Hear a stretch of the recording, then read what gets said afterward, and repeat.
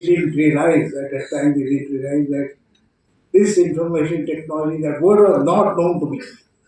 The word itself, information technology, was not known to us. We know computing, we know computers, but we didn't know information technology.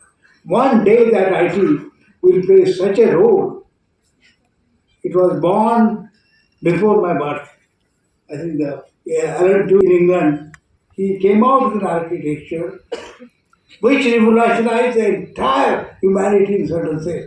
Because I think we can express everything, all the words, all the language, all the graphs and all the colors and the entire thing can be represented by just two states.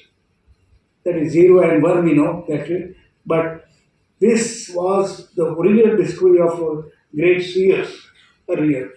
I will not tell that story how this happened, but the very fact that changed the world entirely. Then came about the chips and microprocessor, and each of their internet, and each of them was a one the discoveries which were recorded in IEEE journal as a great contributions to entire humankind, and we must acknowledge that.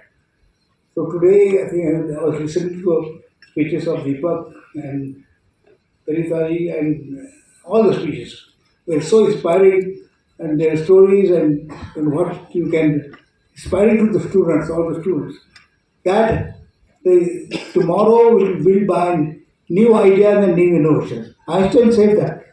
The most important thing is that a new imagination.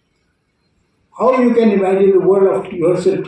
How you can imagine yourself in the future? Can you imagine yourself of tomorrow what you will be? So that imagination, power of imagination, including imagining yourself and creating that what you imagine is the greatest gift to the humanity. I said when I think when Dr. Kumar and Chetan came to me to my place and they invited me for this. When I put that I will not, I will come. I will come to came to Indiranu group. I come to my daughter also studied here, and but I will not speak a word.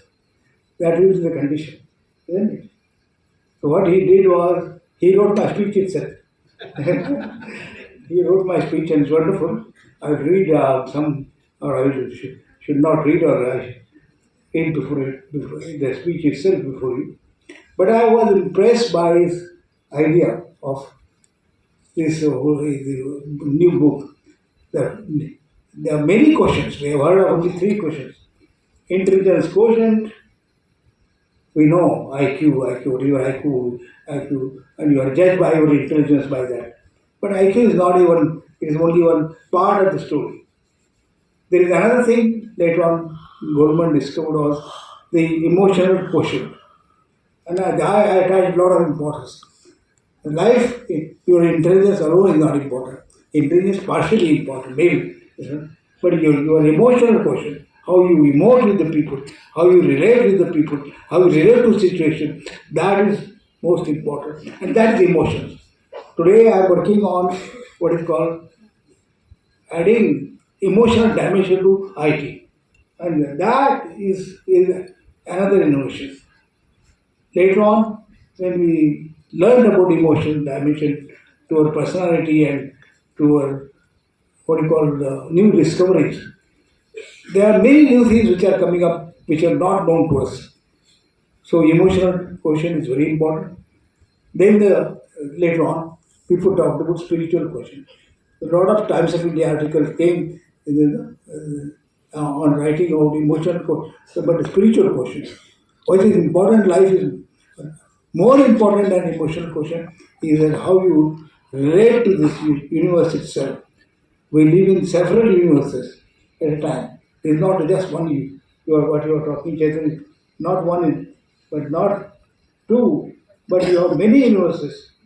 And now the discoveries tell us that we live in infinite universes. Infinite universes, you are created continuously and annihilated. and this process goes on. This is so.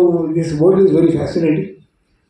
We live in several worlds, not only several universes, but also in several lives. We come again and again. So you are eternal in a sense. It's talking the spiritual language, you are really eternal. You will never die. I think we think that after death, what happens to there are many articles on after death, what happens to us, but we will never die.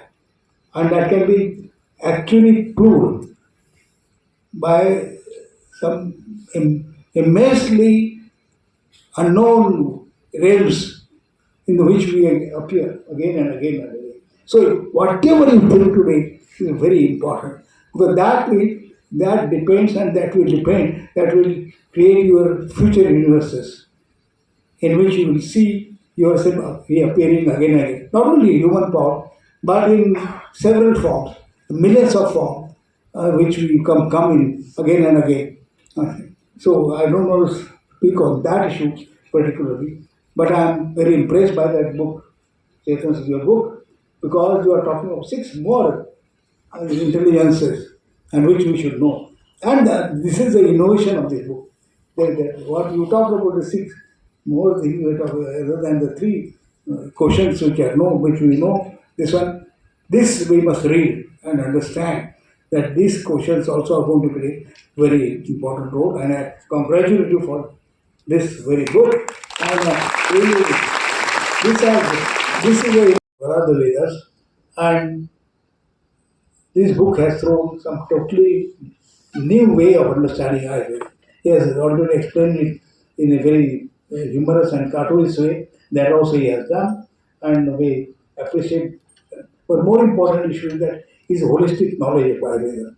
His knowledge because we are live in a fragmented understanding of health, well-being, whatever. We go to doctor and he takes some parameters with us, but that is a fragmented knowledge of course. Ayurveda gives us complete view in if we adapt in that science of Ayurveda, and this is a complete science. So when Modi ji came in power, and we were discussing in Vijnan Bharati, that's a science, the organization of I think the Indian way of looking, we are talking about Indian knowledge systems and all that. We were talking at that time, and they said we must invent our own, we must adapt or no, adopt, I think, a completely new healthcare system for ourselves. And that will, should be based on Ayurveda. And that was adopted. And that's why the Ayush Ministry was created. I wrote that white paper on Ayush Ministry, and unfortunately it was adopted, and we have Ayush Ministry before us. And I think today we are adopting and we are creating new innovations, and it has become very popular. After COVID, we realize that how inadequate our systems are, health systems are, and how strong I think solutions are obtained or are available in Ayurveda. Ayurveda is providing so totally holistic solutions to our well-being. And that I learned, we learn from Dr. Kumar's book, Dr. Vidyadhar. He is the Vidyadhar of the Ayurveda. And we learned how, so much from this. We are not doing marketing for you, but really, truly, because they are eternal sciences of the eternal knowledge systems with us, which is available to us, and we had forgotten them. But these are available thanks to people like Vidyadhar, and so many Ayurvedic physicians are available here, available to us now, accessible to us. But the more important is the knowledge they contain, the view, the world view they give to us, the holistic world view give it to us, and then we realize what are we really missing. Why are not we feeling well? And why talk about well-beings, and then why we should have. I am now advocating a system called what is system integrated healthcare. Fortunately, I wrote the first seminal papers on that and gave it to the government of India. And at that time, I consulted Dr. Vidyadhar. He wrote my papers. He read my papers, and there were so remarkable people in my committee. I was the chair of the committee, and urge that we all read these books, which will make profound way of, I think, profound changes in the way we look at this world. And of course, this will change our worldview for positive direction, and that is the purpose of education. Indian Institute, I think you are, by founding, you have created a new world for the students to learn, a new way, and the way we address and created enthusiasm. It is such a enthusiasm in the whole audience. I appreciate that very much. I'm very impressed by that, and that's why we require very enthusiastic teachers. We require very energetic, enthusiastic, and enthusiasm is very important.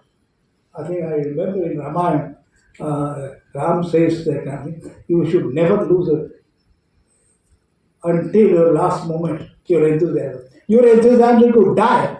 I think you must be equally resolved to die. You must welcome your death well, open eyes, open arms. So I appreciate that these two books, which I think we should all read.